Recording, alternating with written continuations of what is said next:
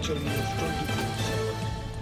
India गठबंधन के माध्यम से देश के भ्रष्ट और सनातन विरोधी ताकतें एकजुट होकर अपने वजूद को बचाने का अंतिम प्रयास कर रही है। कांग्रेस का अपवित्र व ठग गठबंधन देश की जनता को गुमराह करने का प्रयास कर रहा है। ये बात शिमला में आयोजित पत्रकार वार्ता के दौरान भाजपा प्रवक्ता महेंद्र धर्माणी ने कही।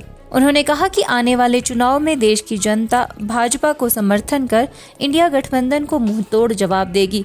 धर्माणी ने कैबिनेट मंत्री रोहित ठाकुर पर तंज कसते हुए कहा कि भ्रष्टाचार के आरोप पर जो नेता जेल में बंद है, कांग्रेस उसका समर्थन कर भ्रष्टाचार का समर्थन कर रही है। उन्होंने कहा कि हमेशा से कांग्रेस का विरोध करने वाले माकपा नेता राकेश सिंघा आज कांग्रेस के साथ मिलकर लोकतंत्र को बचाने की बात कर रहे हैं। उनकी क्या मजबूरी है, ये जनता जानना चाहती है। महेंद्र धर्माणी ने कहा कि ये चुनाव भारत को विकसित बनाने का चुनाव है। कांग्रेस जिस प्रकार अनैतिक गठबंधन के सहारे अपनी चुनावी नैया पार करने का प्रयास कर रही है, उसका जवाब हिमाचल की जनता 1 जून को देगी और भाजपा की 4 सीटें जिताकर तीसरी बार नरेंद्र मोदी को प्रधानमंत्री बनाएगी।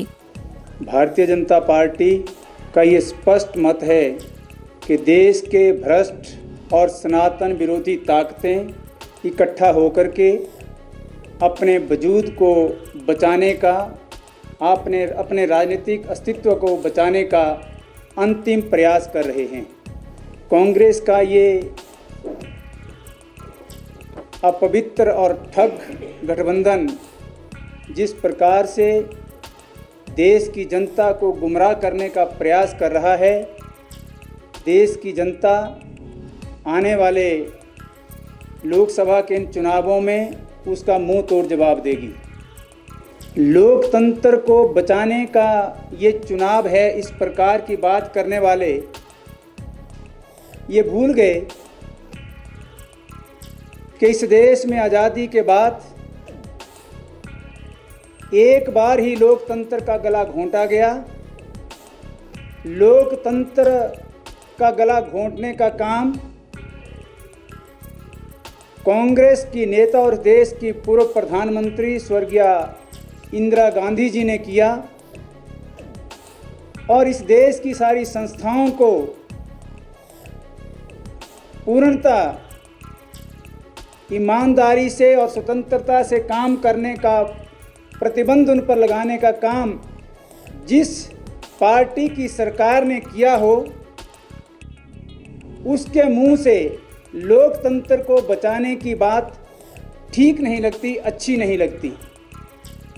लेकिन क्या करें, उनकी मजबूरी है कि उनकी राजनीतिक ज़मीन खिसकती चली जा रही है।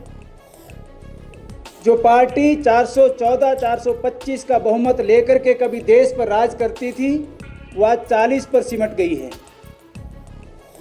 मैं कांग्रेस के नेताओं से ये भी जानना चाहता हूं,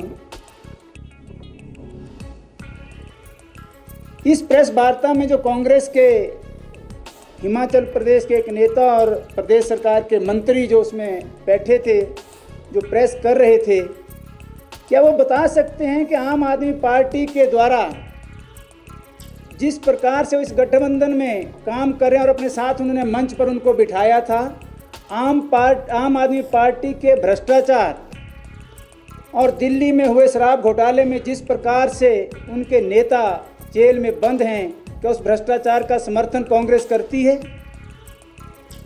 आज की प्रेस वार्ता जब वो कर रहे थे, उसका फोटो जब मैंने देखा मैं हैरान हो गया। एक उम्र दराज व्यक्ति जो सारी जिंदगी कांग्रेस का विरोध करते करते जिनकी दाढ़ी सफेद हो गई, जो कांग्रेस का विरोध करते करते बुजुर्ग हो गए, जो कॉलेज और यूनिवर्सिटी की गलियों में इनकलाब के नारे लगाते थे, जो कांग्रेस को भ्रष्टाचार के लिए पानी पी पी करके कोसते थे, वो आज कांग्रेस के साथ मिलकर के और आम आदमी पार्टी के साथ मिलकर के लोकतंत्र को बचाने की दुहाई दे रहे हैं। उनकी मजबूरी क्या है? चाणक्य ने ठीक कहा। चाणक्य ने एक जगह लिखा है कि जब आपका सारा विरोधी पक्ष इकट्ठा हो जाए तो समझ लेना चाहिए कि देश का राजा ईमानदार है। इसलिए ये जिस प्रकार का गठबंधन, जिस प्रकार की बात हिमाचल प्रदेश में और पूरे देश भर में कांग्रेस के नेता कर रहे हैं, उससे स्पष्ट है कि किसी प्रकार अपने राजनीतिक वजूद को बचाया जाए और झूठी बातें करके लोगों को गुमराह करने का प्रयास अलग अलग माध्यमों से ये गठबंधन के नेता और कांग्रेस के नेता कर रहे हैं। चुनाव देश के स्वाभिमान का चुनाव है।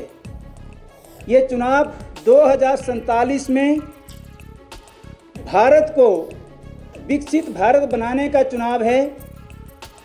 ये चुनाव भारत को दुनिया की तीसरी बड़ी अर्थव्यवस्था बनाने का चुनाव है। ये चुनाव राम भक्तों और राम विरोधियों के बीच में है। ये चुनाव सनातन परंपरा और देश की संस्कृति का संरक्षण और संवर्धन करने वालों के और उसका विरोध करने वालों के बीच में है। ये चुनाव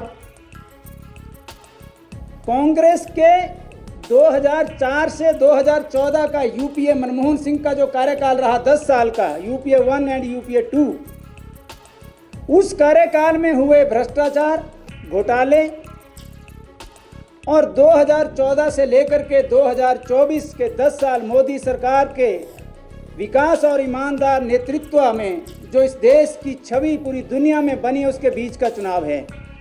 हिमाचल न्यूज़ 24/7 के लिए शिमला से सपना शर्मा की रिपोर्ट।